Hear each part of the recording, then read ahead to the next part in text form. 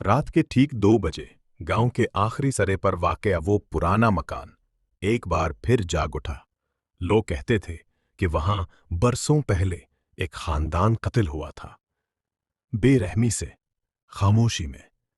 तब से वो घर खाली था, मगर कभी वीरान नहीं। अली ने इन बातों पर कभी यकीन नहीं किया। ये सब कहानियां हैं डराने के लिए। उसने अपने दोस्तों से कहा था। चैलेंज कबूल करते हुए वो उस रात अकेला उस घर में दाखिल हुआ। दरवाजा खुद ब खुद चरचराते हुए खिला, जैसे किसी ने अंदर से इसका इस्तकबाल किया हो। अंदर अंधेरा था, हवा में बासी खून और नमी की मिली जली बू थी।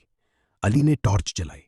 दीवारों पर पुराने दाग थे, जैसे किसी ने उन्हें साफ करने की कोशिश की हो, मगर वो कभी मुकम्मल तौर पर मिटे ना हों।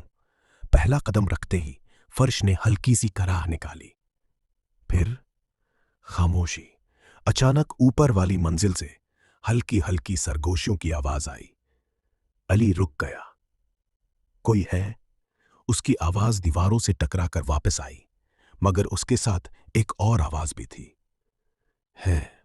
वो आवाज उसकी अपनी नहीं थी। उसका दिल तेजी से धड़कने लगा, मगर तजस्सुस खौफ पर गालिब आ गया। वो सीढ़ियों की तरफ बढ़ा। हर कदम के साथ सरगोशियां वाज़ेह होती गईं, जैसे कई लोग एक साथ कुछ कह रहे हों, मगर जुबान समझ नहीं आ रही थी। ऊपर पहुंचकर उसने एक कमरे का दरवाजा आहिस्ता से खोला।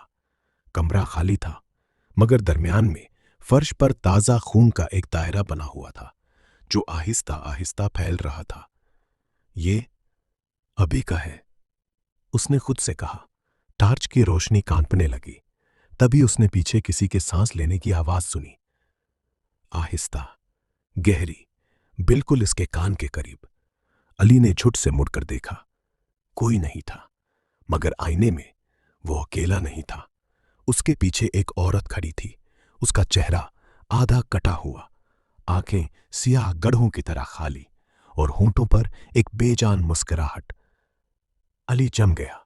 आईने वाली औरत ने आहिस्ता से अपना सर उसके कंधे पर रखा, मगर हकीकत में उसे कुछ महसूस नहीं हुआ। फिर आईने में उस औरत ने उसके कान में सरगोशी की, तुम देर से आए हो, हम इंतजार कर रहे थे। अचानक कमरे का दरवाजा जोर से बंद हो गया। टार्च बुझ गई। अंधेरे में सिर्फ एक आवाज गूंजी, चीख।